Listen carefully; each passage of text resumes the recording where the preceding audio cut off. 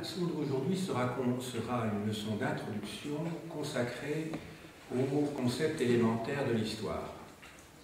Alors, dans cette leçon, je compte aborder quelques notions essentielles qu'il s'agit de mieux cerner quand on aborde les études d'histoire, à savoir tout d'abord comprendre ce que c'est que l'histoire, tout simplement, ensuite définir le concept de fait historique et peut-être essayer d'élaborer une ligne du temps qui est la présentation classique qui permet aux élèves de situer ces mêmes événements dans la durée.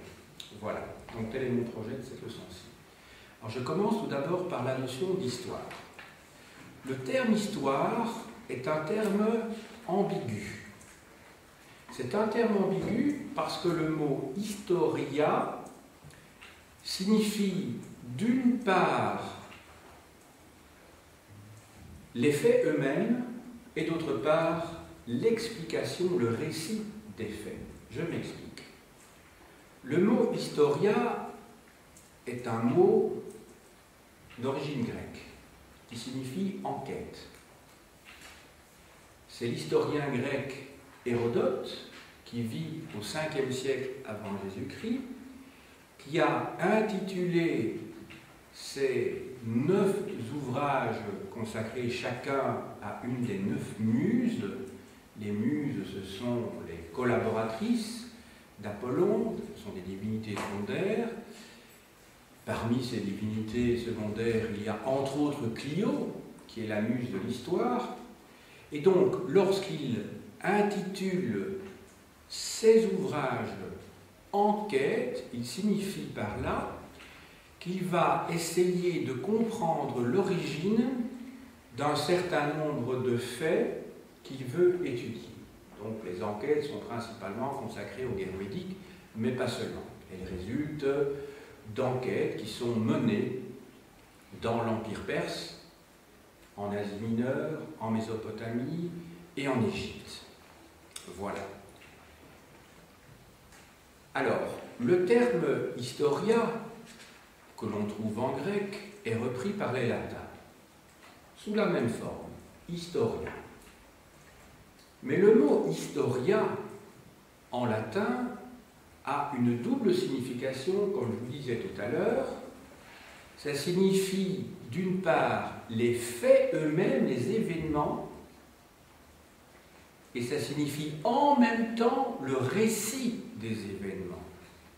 Autrement dit, ce mot historia a un sens objectif, les faits eux-mêmes, et un sens subjectif lorsqu'on fait le récit de ces mêmes événements. En latin, historia, je l'écris au tableau, mais vous ne devez pas retenir ces mots-là, c'est pour être précis que je vais les noter. Historia, donc, en latin, c'est d'une part les faits eux-mêmes, et les faits eux-mêmes en latin, ça se dit res gestae, les choses faites.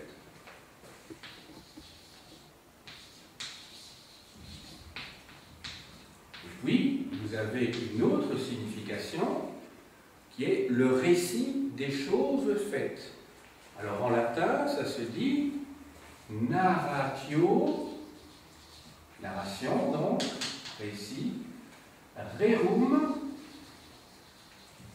gestarum.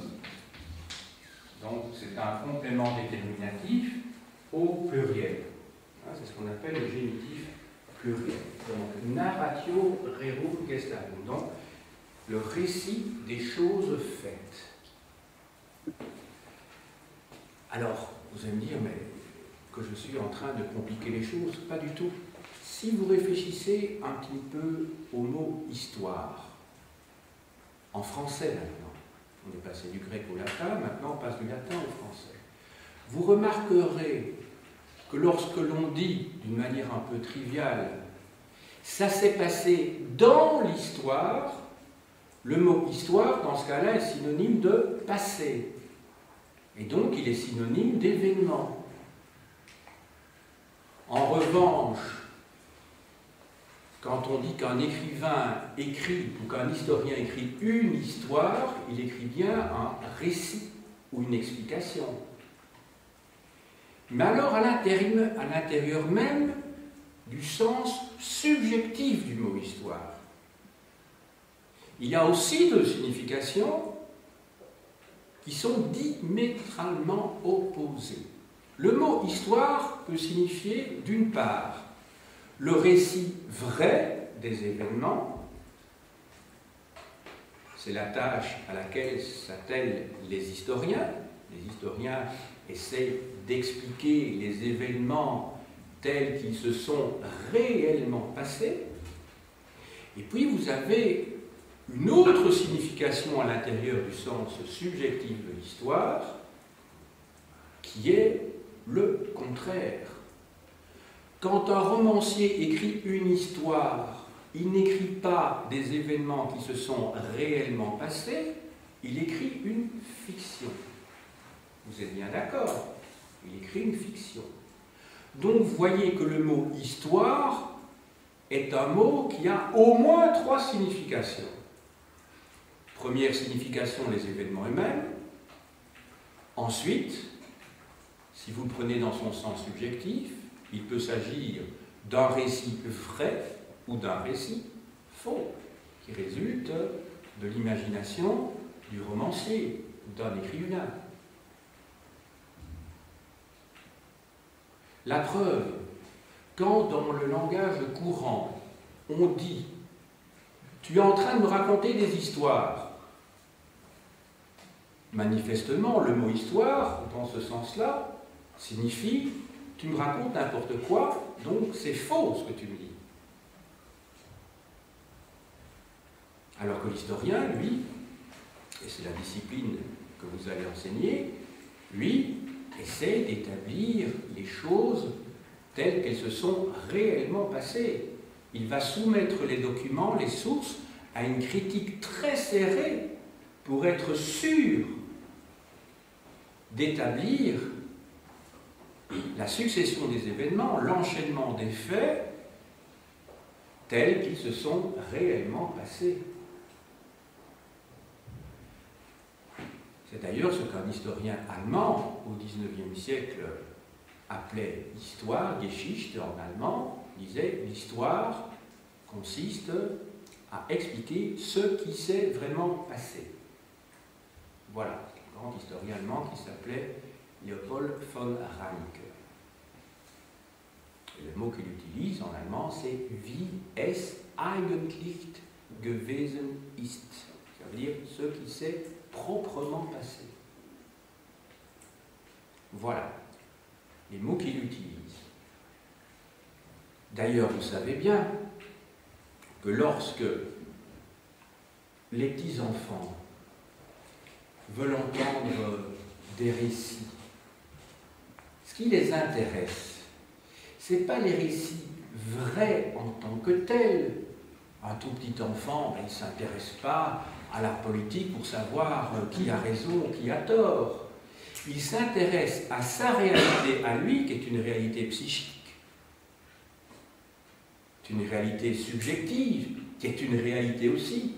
Et quand on raconte des histoires aux petits-enfants, on leur raconte des histoires auxquelles ils s'intéressent très fort, parce qu'elles répondent, elles font écho à la réalité psychique de l'enfant. Mais il s'agit d'une réalité psychique, subjective. Il ne s'agit pas de la réalité objective, telle qu'on la définit habituellement.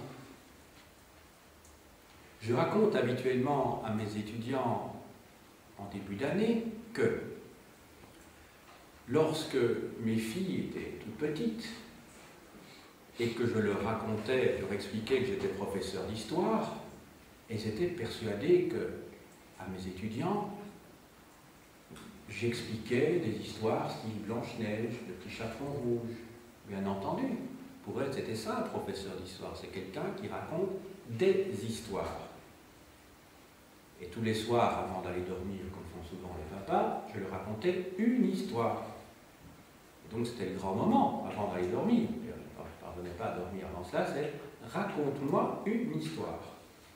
Et donc moi, dont le métier consiste à rechercher la vérité et à expliquer les faits tels qu'ils se sont réellement passés, je devais inventer quelque chose de faux, mais qui correspondait à la réalité psychique de mes filles à ce moment-là, ce qu'elles étaient en droit d'attendre à leur âge.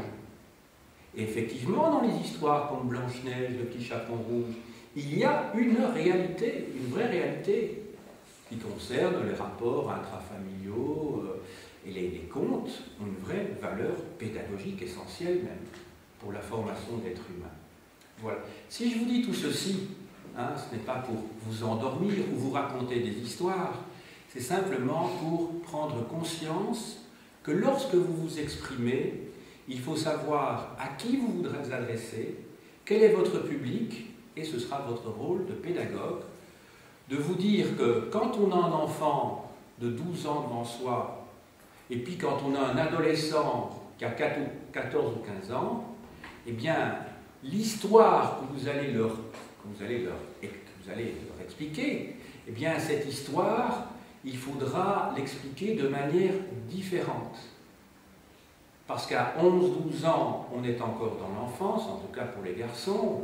Les filles, il semblerait qu'elles soient de plus en plus pubères plus tôt qu'avant, d'après ce qu'il semble, en tout cas, au moins sur le plan biologique, et théoriquement le psychisme suit assez rapidement. Et donc quand vous vous trouvez devant une classe de 2e secondaire, vous vous trouvez devant des garçons qui ont 12-13 ans, et vous êtes devant des jeunes filles qui, elles, en général, sont un peu plus vieilles, un peu plus mûres que les garçons. Et c'est tout le problème de la 2e secondaire. En 1re secondaire, vous pouvez encore vous dire que vous avez des enfants qui vont vers l'adolescence. En tout cas, quand vous avez les premières semaines, vous allez voir, vous allez les trouver minuscules. Vous voyez, tout de suite, ils sortent de 6e primaire. Et puis, en 2e, alors les choses changent. Vous allez avoir souvent des petits garçons et des filles qui, commencent déjà à se transformer. Et toute la difficulté sera d'avoir un discours, un langage qui soit à la fois audible par des petits garçons qui ne se racontent peut-être pas tout à fait les mêmes histoires que ces petites jeunes filles qui fonctionnent déjà sur base d'un autre scénario. Et c'est toute la difficulté de la 2e secondaire. En 3e, les choses se tassent en général. Parce que là, on arrive devant un public qui tend vers l'homogénéité, différence des sexes exclue bien entendu, et pourtant elle est essentielle. Voilà. J'ai donc défini dans un premier temps le concept d'histoire et le terme d'histoire avec ses différentes significations. Mon objectif était donc que vous vous réappropriez la langue française afin de ne pas commettre d'impair lorsque vous enseignez. Alors maintenant, on va passer dans un 2e temps à la notion de fait historique ou d'événement. Qu'est-ce qu'un fait? Vous vous souvenez dans la définition objective que j'ai pu vous donner tout à l'heure de l'histoire? Je vous disais que l'histoire, ça peut être les événements eux-mêmes, les choses faites. Encore faut-il s'entendre sur ce qu'on appelle les choses faites. Un exercice que je faisais régulièrement avec mes élèves, quand j'étais professeur en secondaire, ou même ici même avec mes étudiants, c'était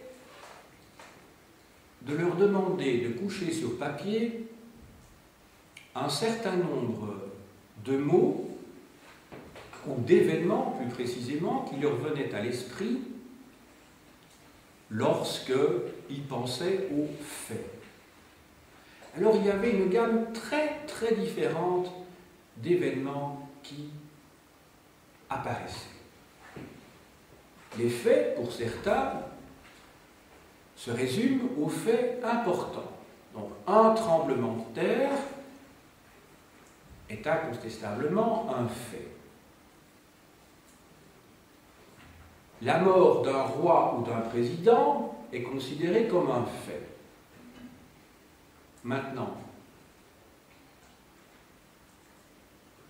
la victoire d'un club de football sur un autre, est-ce que c'est un fait?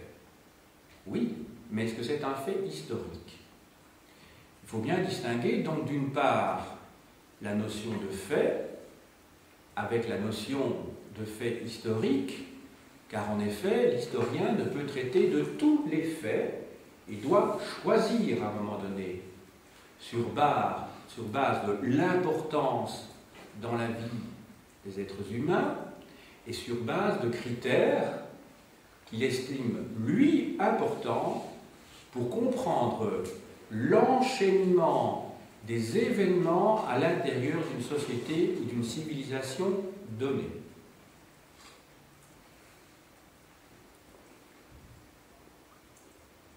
Lorsque Louis XIV monte sur le trône, il a 5 ans, en 1643. S'agit-il d'un fait historique? Certainement. Est-ce que ce fait historique est à mettre sur le même plan que son avènement au lendemain de la mort du cardinal de Mazarin en 1661? Vous voyez tout de suite que ces deux faits doivent être hiérarchisés. Quand il a 5 ans, c'est sa mère qui va assumer la régence. Donc, dans la vie de Louis XIV, est-ce qu'il s'agit d'un fait important? Il a 5 ans, est-ce qu'il se rend compte vraiment de ce qui se passe? Un petit peu, certainement, mais il ne comprend certainement pas l'ampleur du rôle que l'on attendra un jour de lui. En 1661, il a 23 ans. Son parrain et mentor, qui était le principal ministre de sa mère et donc de lui-même pendant la régence, décède. À partir de ce moment-là, il décide d'assumer seul le pouvoir. Pensez qu'à partir de ce moment, il s'agit d'un événement tout à fait majeur, qu'on ne peut pas mettre tout à fait sur le même pied que son accession au trône au mois de mai 1643, lorsque son père, Louis XIII, décède. Si je vous parle de tout ceci, c'est pour que vous vous rendiez compte, à nouveau, que la notion de fait est très subjective, que la notion de fait historique est elle-même subjective, et que l'historien se trouve constamment confronté à des choix qui vont déterminer, évidemment, la hiérarchie des événements et, sur base du principe de causalité, les rapports entre cause et conséquences. Donc c'est très important. Si vous prenez, je prends un autre exemple, la mort de Lady Diana. Vous vous souvenez qu'elle est décédée à la suite d'un accident de voiture dans un tunnel parisien. En tant que tel, du point de vue de l'historien, on pourrait dire que ce n'est pas un événement important, puisqu'elle n'était pas destinée à diriger son pays. Donc, c'est un fait qui appartient à l'histoire des people, au même titre que la mort de n'importe quel acteur ou actrice. On est bien d'accord. Maintenant, à partir du moment où on voit que cet événement est relayé dans les médias et prend une dimension énorme, il s'agit d'un véritable fait de société qui ne concerne plus seulement que la vie de cette princesse, mais qui est révélateur en tout cas de l'état des mentalités, et qui est relayé par un phénomène technique que sont les médias. Est-ce que 2 siècles plus tôt, la mort d'une telle princesse aurait suscité autant d'émoi dans la population? Certainement pas. Il fallait que la presse joue un rôle important et que la presse audiovisuelle puisse diffuser à une échelle très importante cet événement. Donc, on pourrait croire dans un premier temps qu'il s'agit d'un phénomène qui n'est pas important, parce que du point de vue de l'histoire politique, ça n'a aucune importance, effectivement, mais du point de vue de l'histoire des mentalités, de l'histoire sociale, c'est un phénomène très important. Donc, l'historien devra en tenir compte lorsqu'il fera l'histoire de cette époque-là. Entendu?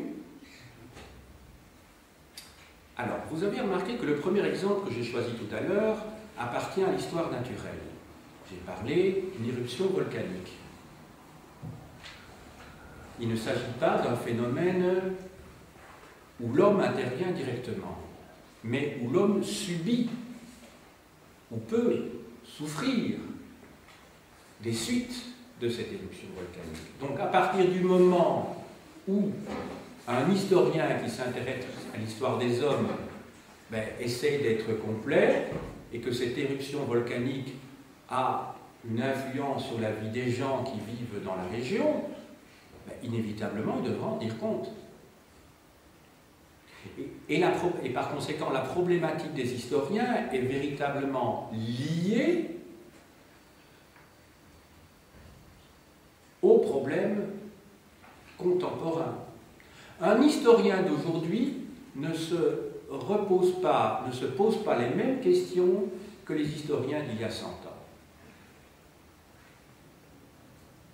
Il y a une quarantaine d'années, un historien français, un peu plus de 40 ans maintenant, peut-être 50 ans, a écrit une histoire du climat. Il s'agit d'Emmanuel Leroy-Ladurie. Je ne crois pas que 50 ans plus tôt, une telle histoire eût été envisageable.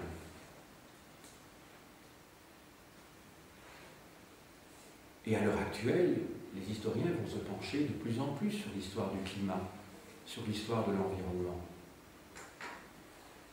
Pourquoi? Mais parce qu'on se rend compte que l'être humain fait partie d'un écosystème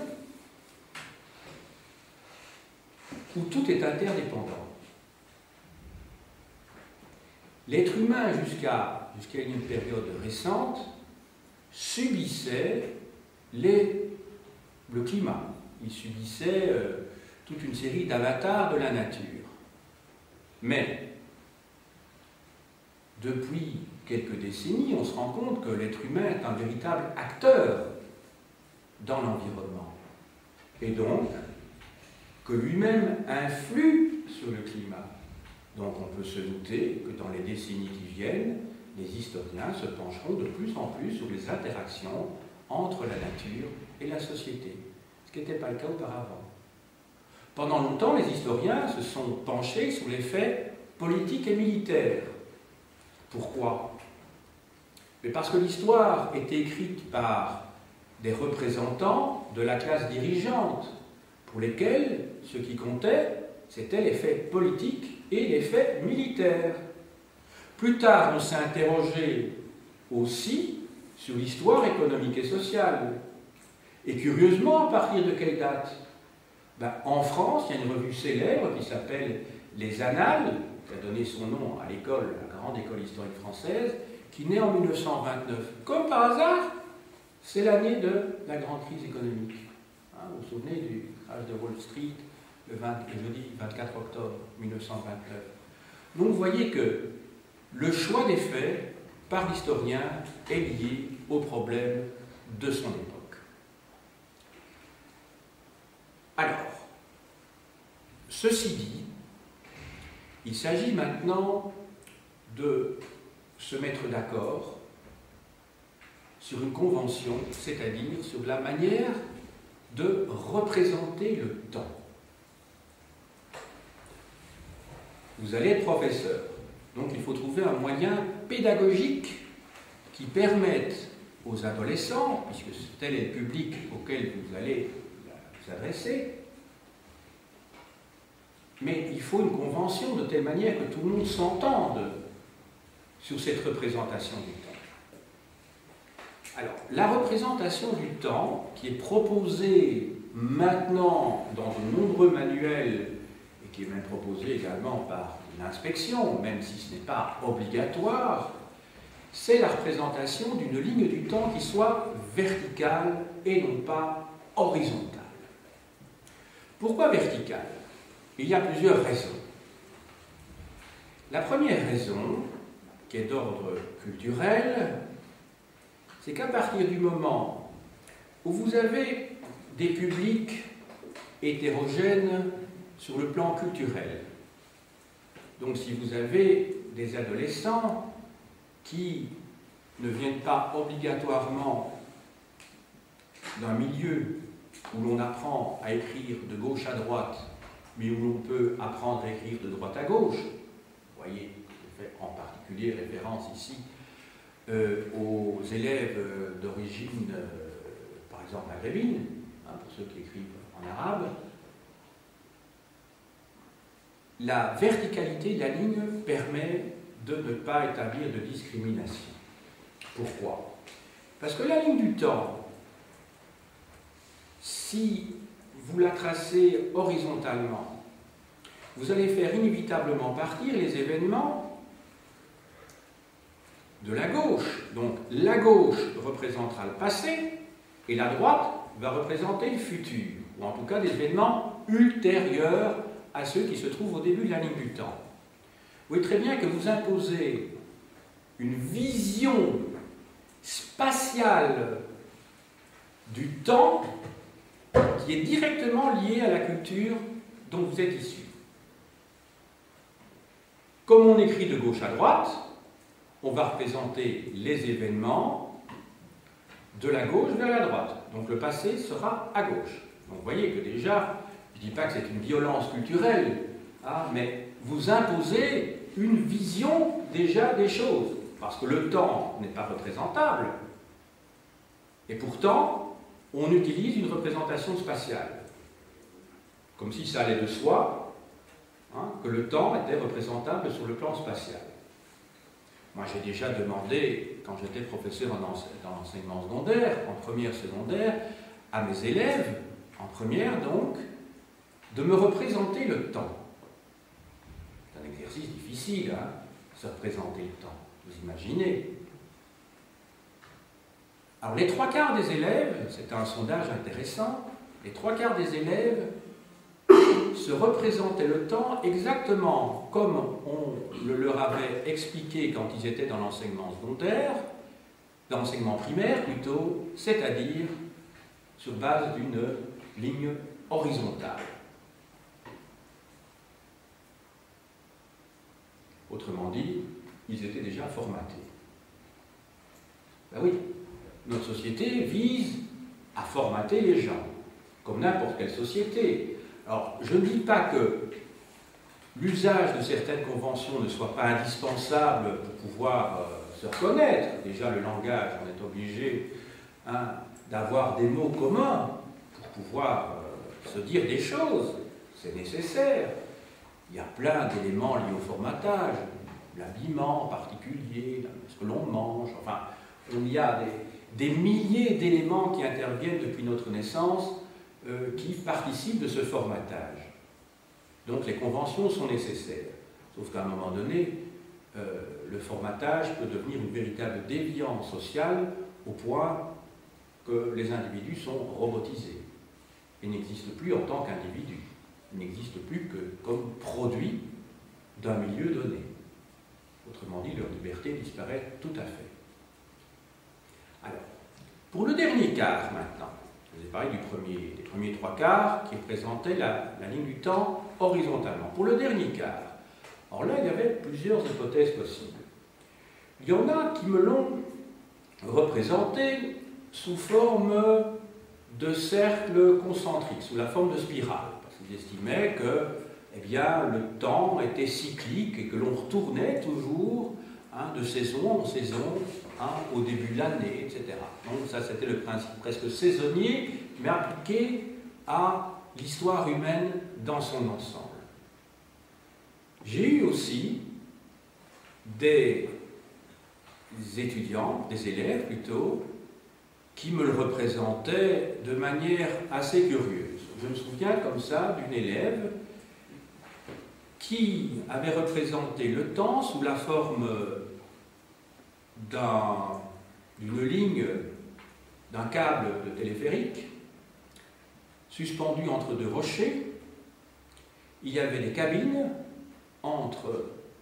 qui étaient suspendues à ces câbles, et elle s'était placée elle-même entre la cabine du père et la cabine de la mère. Alors, ça paraît évidemment comme une hérésie au premier chef. On pourrait dire, enfin, un enfant vient après son père et sa mère, si on suit la chronologie. Eh bien, cette jeune fille exprimait par là le désir de se trouver entre son père et sa mère, parce qu'elle n'avait jamais connu son père. Donc, vous voyez, mais ça, je l'ai su par la suite. Donc, il ne faut pas considérer comme stupide ou insensé ce qui, a priori, a du sens pour l'enfant et pour l'adolescent. Donc, tout ce qui pourra être apporté à la construction d'un savoir commun devra être pris en compte. Si vous ne discutez pas à l'avance des critères utilisés pour se mettre d'accord, l'enfant, l'adolescent va vivre ça comme quelque chose d'imposé. Alors bien entendu, quand on est dans une classe, on ne va pas discuter de tout sans arrêt, parce que sinon on n'avance pas dans la discipline qu'on étudie. Mais sur un sujet aussi important que la représentation du temps, ça mérite d'être discuté. Et puis on se met d'accord sur une convention en disant bien que c'est une convention, qu'il n'y a aucune obligation absolue, mais simplement c'est un langage qui permet à tous de se comprendre, et rien d'autre que cela. Voilà. Alors, quand des individus se rencontrent, ils ont besoin d'un langage commun, mais ce langage n'est pas absolu, il peut évoluer sur base de nouvelles informations, de nouvelles propositions, mais au moins, si vous n'avez pas réfléchi avec vos élèves à un certain nombre de concepts,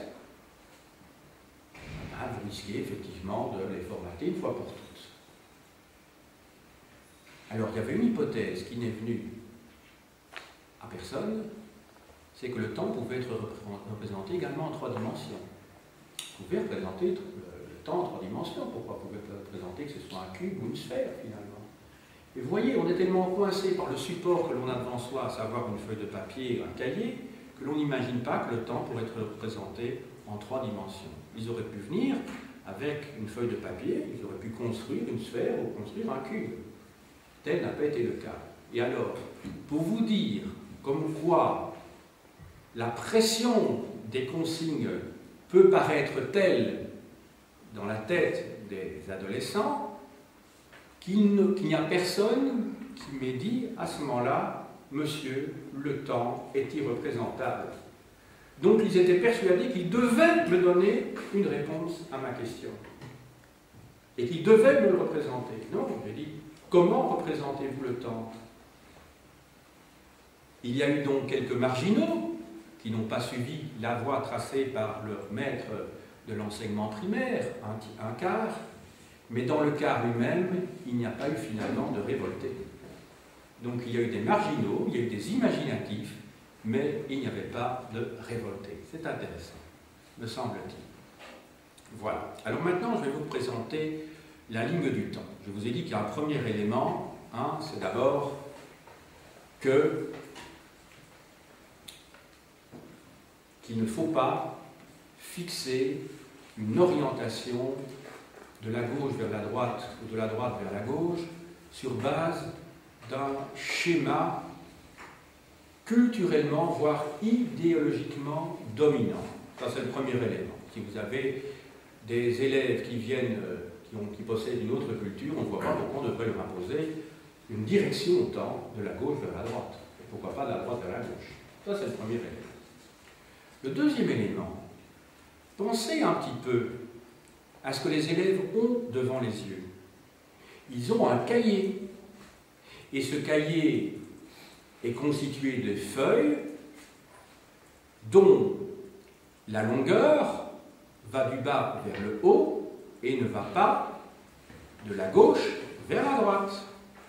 Donc en fait, en établissant une ligne horizontale, vous êtes en train de transposer votre tableau qui effectivement est plus long en partant de la gauche vers la droite que large, hein, en allant du bas vers le haut. Regardez le tableau ici. Mais les élèves, ils ont des feuilles qui sont justement orientées dans l'autre sens. Vous êtes bien d'accord que si vous regardez votre cahier ou vos feuilles A4 pour l'instant, c'est plus long dans le sens de la hauteur que dans le sens de la largeur. Donc ça, c'est un élément matériel auquel le professeur ne pense pas, mais qui est beaucoup plus facile pour l'élève. S'il trace une ligne du temps verticale, ben, l'élève n'a pas besoin de retourner son cahier. Donc de nouveau, vous établissez comme ça un rapport presque d'égalité, et c'est ça la pédagogie, c'est se mettre au niveau d'élève, et ce n'est pas toujours l'élève qui doit se mettre au niveau du professeur.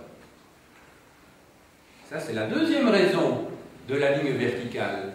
Maintenant, la troisième raison qui me semble la plus pertinente et qui justifie la verticalité de la ligne du temps,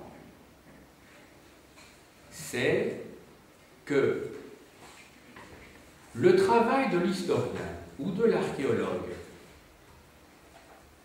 consiste à retrouver le passé en creusant dans le sol. Donc, les archéologues, les paléontologues qui cherchent des vestiges du passé creusent. Et donc, on part du présent, qui est en haut, et on va vers le passé, qui est en bas. Autrement dit, plus on creuse profondément, et plus on va vers le passé. Eh bien, cet exercice est beaucoup plus parlant pour un élève, hein, que tout le reste. Autrement dit, on est de nouveau dans une vision verticale. Quand vous creusez 3 mètres sous le sol, eh bien, vous allez vous rapprocher du passé. Et donc, vous pensez bien que votre ligne du temps verticale, qui place le présent en haut et le lointain passé en bas, a beaucoup plus de pertinence que cette ligne horizontale qui va de gauche vers la droite. Nous allons maintenant représenter donc cette ligne du temps que je vais vous demander donc de reprendre. C'est une convention, bien entendu. Hein, j'ai fait un petit peu de philosophie de la pédagogie maintenant, mais je crois que vous devez être vraiment des acteurs qui apprennent aux élèves à construire leur savoir. Alors, cette ligne du temps, je vous propose donc de la faire verticalement. Je dis bien, je vous propose, lorsque vous serez en stage, vous allez peut-être vous trouver avec des maîtres de stage qui la font traditionnellement de la gauche vers la droite, et horizontalement. Vous ferez évidemment ce que votre maître de stage vous dira, pas parce que c'est votre maître de stage, mais simplement parce qu'il ne faut pas perturber les élèves qui, dans les années précédentes, l'auront tracé ainsi. Maintenant, lorsque vous-même serez professeur, les choses se passeront différemment. Vous pouvez vous mettre d'accord avec les professeurs qui vous précèdent et se mettre d'accord sur la verticalité de la ligne du temps si vous argumentez comme je l'ai fait, et peut-être d'autres idées vous viendront à l'esprit à ce moment-là. Voilà. Alors, la ligne du temps, donc, je la trace ici verticalement.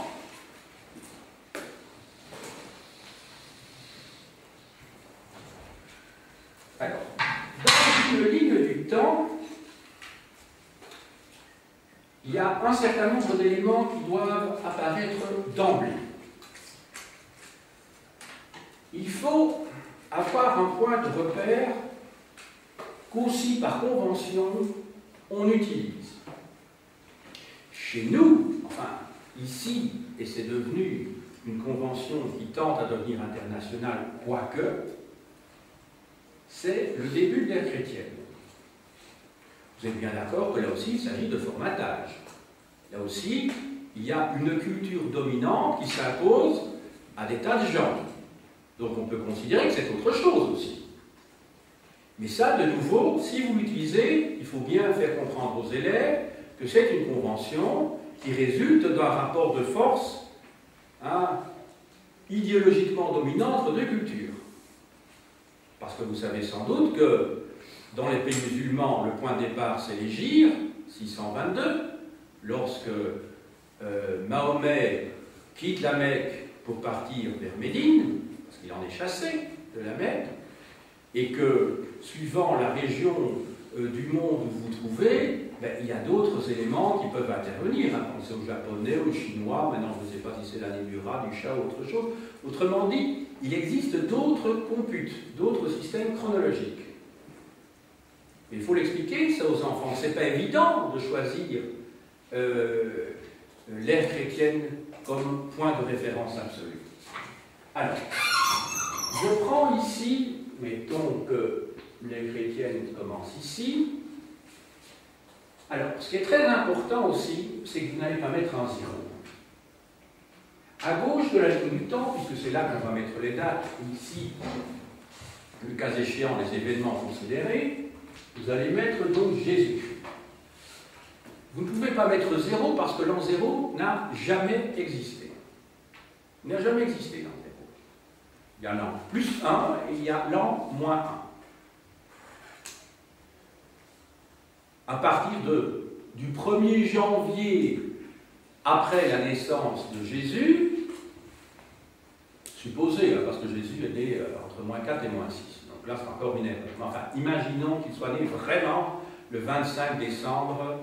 Eh bien, il est né le 25 décembre moins 1, et 6 jours plus tard, on était dans l'an 1. L'an 0 n'existe pas. Donc, vous mettez Jésus-Christ et jamais 0. S'il vous plaît.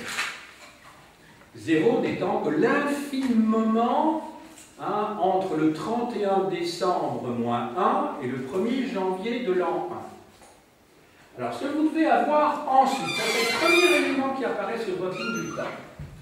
Vous devez toujours avoir la place de l'observateur, autrement dit des élèves qui construisent la ligne du temps. Donc il faut toujours avoir le point d'arrivée. Quand je dis le point d'arrivée, ici on va mettre 2010. Ça c'est le deuxième élément. Pourquoi? Parce que les enfants, les adolescents, doivent être capables de mesurer la distance qui les sépare non seulement du début de la chrétienne, mais de l'événement que vous allez étudier dans votre leçon. Événement quelconque. On peut dire par exemple 1492, découverte de l'Amérique par Christophe Colomb. Entendu? Donc il faut d'abord Jésus-Christ, il faut ensuite le point, le présent tout simplement, le point de vue de l'observateur. Et alors ici, juste après, vous mettez quelques pointillés. Pourquoi? Parce que le présent n'est pas la fin de l'histoire. L'histoire, elle se construit. Elle se construit tous les jours.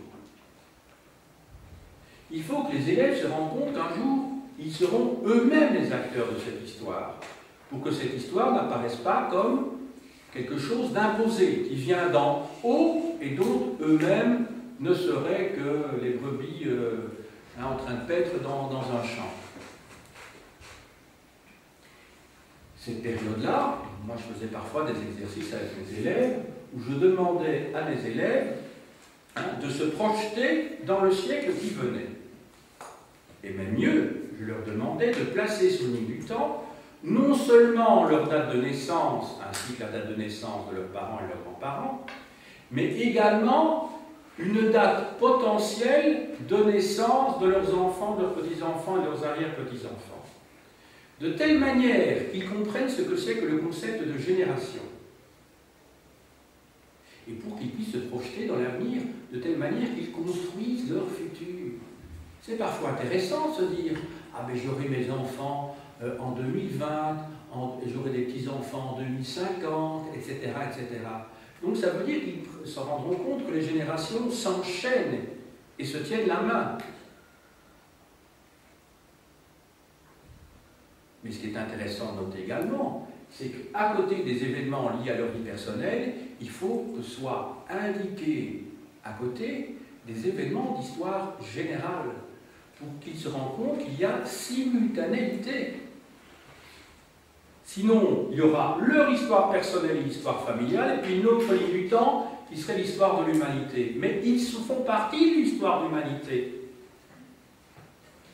Vous avez ici des enfants qui seraient nés, par exemple, évidemment, ici ça risque d'être très très serré parce que je n'ai pas beaucoup de place, mais si j'agrandissais ceci, on en fait un zoom, on agrandit un petit peu. Donc ici je mets 2010, et ici qui serait né par exemple en 1998.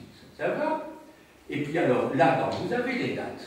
On en met une, par exemple, et on va mettre ici 2002, 1, et ici 2001. Vous voyez tout de suite où je veux en venir. Je prends ces dates-là, mais ce n'est pas des dates quelconques, j'aurais pu mettre des tas d'autres dates. Donc là, l'enfant naît, ici il a 3 ans. 3 ans, ça signifie peut-être quelque chose dans l'histoire familiale, c'est peut-être la naissance d'un petit frère, d'une petite sœur, que sais-je. Mais il faut qu'il soit capable de mettre en relation la date de la naissance de cette petite sœur ou de ce petit frère avec le 11 septembre. Pourquoi pas? C'est la même année que la destruction des 2 tours à New York. À ce moment-là, l'enfant ou l'adolescent est obligé de comprendre que ces 2 temporalités, celle de sa vie et celle de l'histoire du monde, coïncident, même si eux n'étaient pas dans les tours à ce moment-là, bien entendu. Mais ça se passe en même temps. C'est très important de comprendre le principe de simultanéité. Sinon, comment voulez-vous, s'ils ne peuvent pas comprendre ce que c'est que 2 événements qui se produisent en même temps, comment voulez-vous travailler sur la notion de passé et la notion de futur? Il faut d'abord comprendre ce que c'est qu'en même temps, 2 événements simultanés. Donc ici, ce sera le 11 septembre, 9/11, et alors en 2002, 1er janvier 2002, que s'est-il passé? L'introduction de l'euro. Alors, eux, ils se souviendront évidemment, sans doute pas quand ils ont 4 ans, de ce que c'était que les francs belges. Mais une fois que vous travaillez avec des élèves qui ont 12 ans, et que vous leur demandez de faire un grand zoom là, sur cette période de la fin de la ligne du temps, et que vous leur demandez de dire qu'est-ce qui s'est passé en 2002, ils ne savent peut-être pas, c'est l'occasion de leur apprendre qu'il y avait une autre monnaie qui était nationale, qu'il y avait des monnaies nationales avant l'introduction de l'euro le 1er janvier 2002. Entendu? Voilà. Alors, une fois qu'on a fait ça, vous voyez, on a un point de référence obligatoire. On a un point d'arrivée. On peut également imaginer, mais sous forme de pointillés, vous voyez, j'ai mis des pointillés, parce que qui vous dit que la Terre ne va pas exploser dans 3 semaines? Je n'en sais rien. Donc on ne peut pas faire une ligne du temps. Vous êtes obligé de mettre des pointillés. Il n'y a pas moyen de faire autrement, pour que l'élève soit bien capable de distinguer ce qui est réel et ce qui est potentiel. Ça, c'est de l'ordre de la possibilité. On n'en sait rien. Alors ensuite, il va falloir indiquer les... Alors là, c'est aussi des conventions, les siècles. Alors, il faudrait diviser ça donc en 20. Alors, j'espère ne pas être trop loin de la réalité en mettant 1000 ici. En mettant donc ici 1500. En mettant ici 500. Alors, quand vous avez des élèves de première, c'est peut-être un petit peu plus haut là, je crois. Quand vous avez des élèves de première, n'oubliez pas qu'ils n'ont pas encore vu les chiffres négatifs. Et pourtant, vous allez devoir les introduire. Alors, soit vous dites avant Jésus-Christ, et alors là, vous êtes dans le bon. Mais si vous mettez des chiffres négatifs, si vous mettez moins 500, moins 1000, n'oubliez pas qu'il faut peut-être se mettre en rapport avec le professeur de mathématiques. Parce que quand vous êtes dans l'enseignement général en secondaire, c'est le même enfant qui suit le cours d'histoire, le cours de géographie et le cours de maths. Et le cours de français. Donc c'est peut-être intéressant de voir à quel moment on introduit les chiffres, les nombres négatifs pour les adolescents. Est-ce que c'est en première? Je crois que c'est plus tard, à ma connaissance. C'est en deuxième, il me semble. Ce sont des souvenirs lointains. Mais réfléchissez à ça. Et parlez-en au professeur de mathématiques. Parce qu'à un moment donné, vous allez peut-être pouvoir supprimer et ne plus mettre 500 avant Jésus-Christ, mais tout simplement moins 500.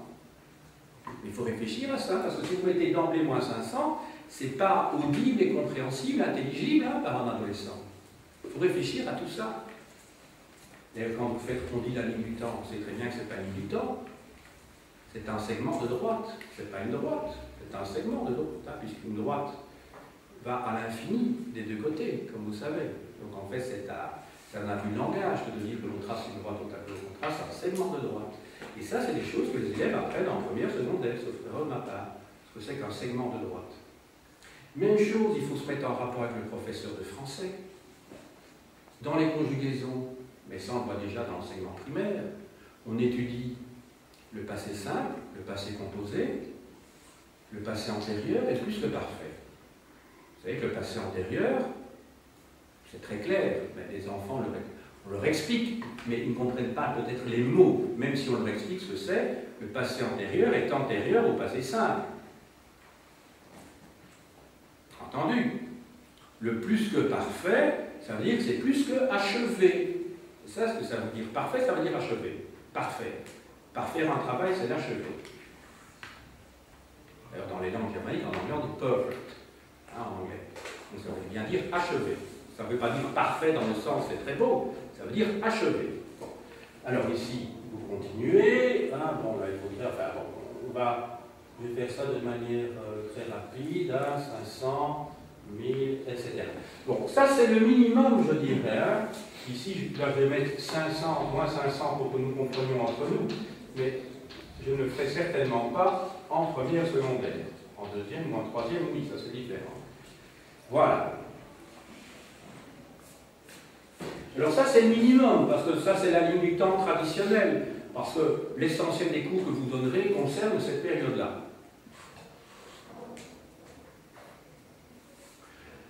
Vous remarquerez également que j'ai noté à gauche les dates conventionnelles. Les dates qui servent de point de repère, plus exactement, la graduation. Ce sont des dates rondes. Alors vous pouvez utiliser à droite, sous la forme de couleur, des dates qui correspondent aux événements que vous utilisez réellement. C'est pour ça que j'ai laissé beaucoup plus de place à droite sur mon tableau qu'à gauche. Sinon je vais tracer cette ligne du temps au milieu. Évidemment, vu de loin, je crois que ma graduation en descendant, ça s'est lié évidemment au fait que j'étais plus haut. Donc évidemment, les distances sont plus courtes que là. Alors, je vais peut-être reprendre maintenant les grandes périodes de l'histoire. Alors, les grandes périodes de l'histoire.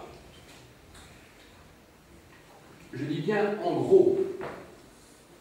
Tout ceci, avec trois petits points, c'est ce qu'on appelle l'Antiquité.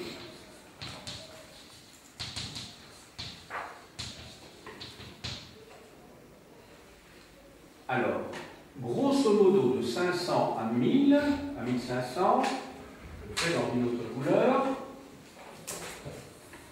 c'est ce qu'on appelle le Moyen-Âge.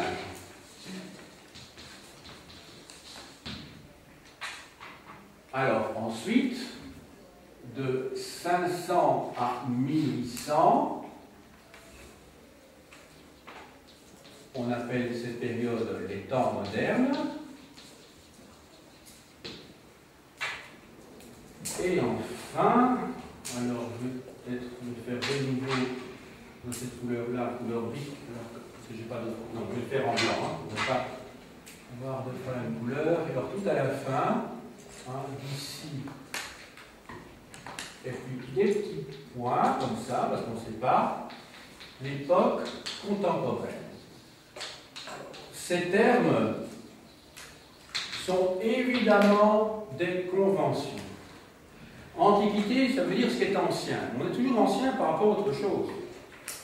Donc on peut dire que la guerre 14-18, c'est l'Antiquité, pour quelqu'un qui a 2 ou 3 ans. C'est très ancien. La notion de Moyen-Âge est tout à fait relative, puisque ça veut dire simplement ce qui se trouve entre deux autres âges. On est toujours entre deux autres âges. La notion de temps moderne, vous voyez qu'elle est obsolète, qu'elle n'a pas de sens non plus, parce que la modernité, pour beaucoup de gens, c'est ce qui se passe aujourd'hui. Or, les temps modernes, conventionnellement, s'arrêtent à la Révolution française. Et l'époque contemporaine, c'est tout à fait absurde, puisque des gens qui vivaient à l'époque de Napoléon appartiennent à l'époque contemporaine, alors qu'ils ne sont pas nos contemporains, puisqu'ils ont vécu il y a 200 ans. Donc tous ces termes sont absurdes, et pourtant on les utilise d'une manière conventionnelle. Mais de nouveau, il faut que les élèves réfléchissent à ces mots, parce que sinon ils vont les absorber comme ça, comme si c'était évident. Or ce n'est pas évident. Tous ces termes résultent de l'avancée de la science ou de la recherche historique ou des préjugés historiques à un moment donné, mais ils n'ont pas de valeur scientifique.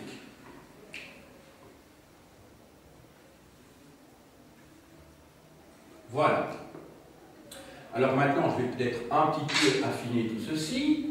L'Antiquité, elle part de l'invention de l'écriture au Proche-Orient, en Égypte et en Mésopotamie, vers aux environs de 3000, vous vous rendez bien compte ici, c'est très bas, hein. Vous vous rendez bien compte que c'est une date qui est tout à fait arrondie, hein, parce que les égyptologues, les assyriologues se disputent pour savoir si ce sont les Mésopotamiens ou les Égyptiens qui ont les premiers disposé des premières d'écriture, on l'a inventé. Alors, l'Antiquité, traditionnellement, mais je vous dis traditionnellement, mais ça n'a pas beaucoup de sens, on l'a fait arrêter en 476, à la fin de l'Empire romain d'Occident.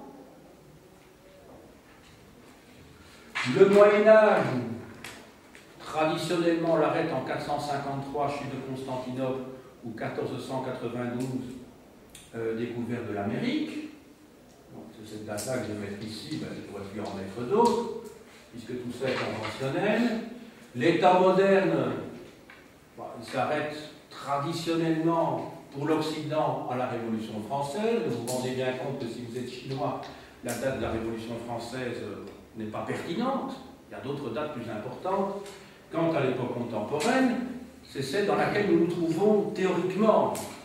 Ben, vous imaginez que dans 3 ou 4 siècles, ça n'aura plus de sens de parler d'époque contemporaine qui dure 500 ans, puisque contemporain signifie littéralement hein, l'époque où il y a des gens qui vivent en même temps que nous. Contemporain, ça vient de cum, qui veut dire avec, simultanément. Ça n'a pas de sens.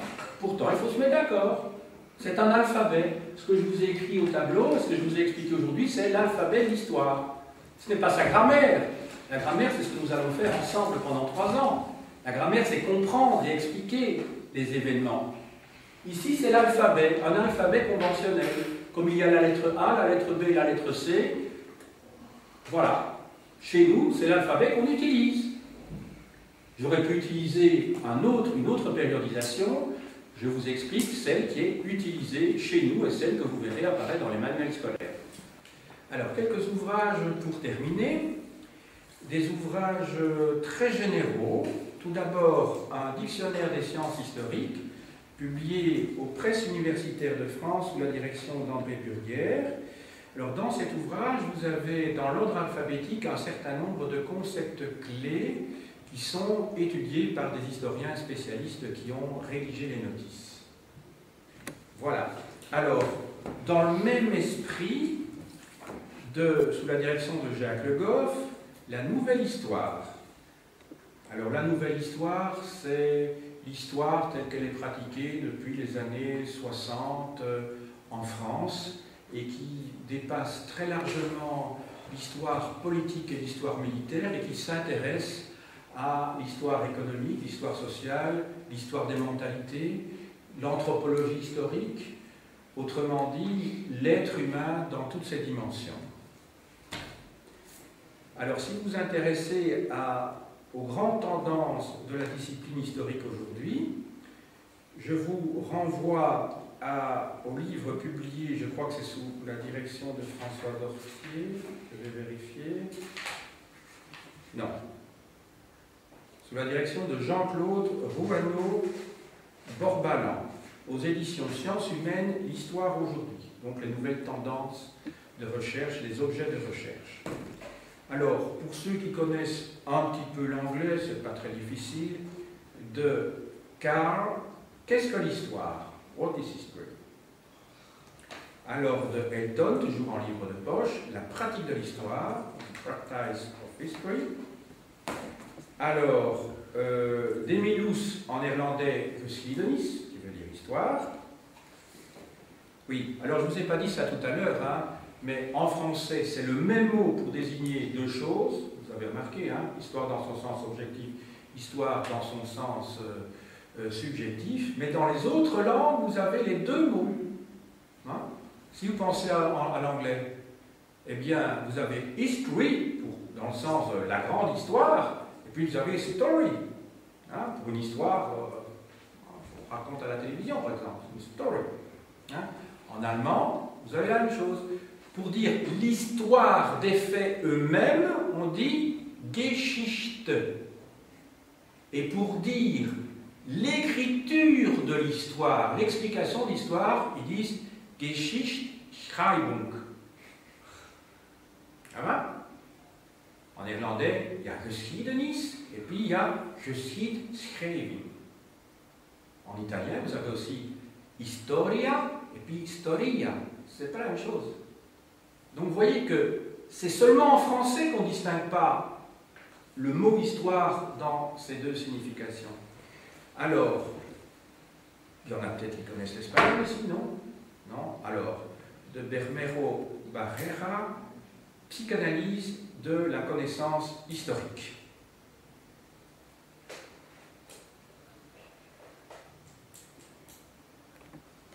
Alors en néerlandais, de Schleicher van Baat, Geschiedenis, Theorie en Praktijk, donc l'histoire, théorie et pratique. De Dardel, l'histoire, science du concret. De Paul Veyne, qui enseignait l'histoire romaine au Collège de France, dans la collection Point, comment on écrit histoire. Il explique que finalement l'histoire n'est qu'un ensemble de rétroductions, c'est-à-dire de discours qui sont écrits a posteriori, connaissant le futur des événements. Alors de Christophe Domian, qui est un historien français d'origine polonaise, sur l'histoire, dans la collection Folio, Histoire, de Michel de Certeau, qui était un spécialiste d'histoire littéraire et psychanalyste jésuite aussi français, l'écriture de l'histoire, en folio Histoire, chez Gallimard, de Raymond Aron, qui enseignait la sociologie au Collège de France, Introduction à la philosophie d'histoire, chez Gallimard, du même Raymond Aron, La philosophie critique de l'histoire, en Point, au Seuil. Il s'intéresse entre autres à Simmel et à Rickert, toujours du même auteur, Dimension de la conscience historique, de Charles Morazet, qui est un ancien co-directeur décédé maintenant de la revue Les Annales, La logique de l'histoire, chez Gallimard. Alors, sur les problèmes de chronologie, pas plutôt sur les problèmes pour vous donner l'ensemble des dates de l'histoire de l'humanité, de Jean Delorme, Chronologie des civilisations. Il s'agit de tableaux synoptiques, reprenant en colonnes parallèles les différents événements de l'histoire de l'humanité. Donc ça, c'est un ouvrage qui sert d'instrument de travail si vous voulez voir la contemporanéité de certains événements qui se passent en Occident, en Orient, en Afrique ou en Amérique par exemple. Et puis dans la petite collection Que sais-je, vous avez toute une série de petits ouvrages avec des successions de dates. Alors je vous ai dit que moi c'est pas du tout la chronologie que je vais vous faire dans mon cours, c'est vraiment de l'histoire intelligente, entre guillemets, c'est-à-dire comprendre les rapports de cause à effet, les grands phénomènes de société dans la durée, mais il existe des petits que sais-je, les grandes dates de l'Antiquité, les grandes dates du Moyen-Âge, les grandes dates des temps modernes, les grandes dates de l'époque contemporaine.